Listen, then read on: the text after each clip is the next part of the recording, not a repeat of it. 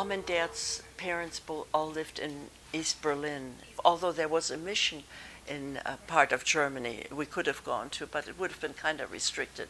So they invited us to come to America, and they said, that's the right country for you. We fled the communists actually in China. My youngest brother was at that time not quite 2 years old yet, and my mom was still nursing him on the trip.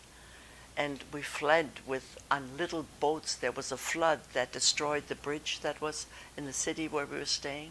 Otherwise, we probably wouldn't have made it because the communists were coming south from northern China. So it was kind of... And then we were delayed in Canton, which is a coastal city in southern China.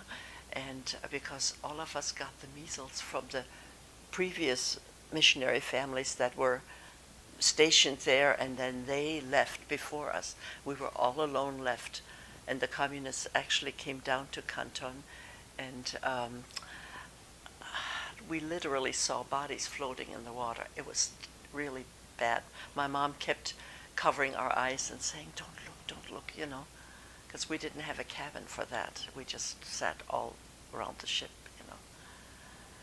It was pretty scary. And then we had Hong Kong. In Hong Kong, we had papers waiting for us that we had taken out, but everything was packed in due to the communists coming south. And so we stayed in a small Portuguese colony called Macau, and we kept going back and forth trying to see if they wouldn't unpack our papers, but it took a long time. So finally, close to December, it was getting close to Christmas time, we finally found a Swedish freighter that would be willing to take us. And so Dad worked really hard, and all of a sudden they said, we found them. We found your papers. And so they said, but it was already Thursday afternoon and they were closed on Friday. So we went, as they said, well, we will still give them to you, you know, if you can find some way of going.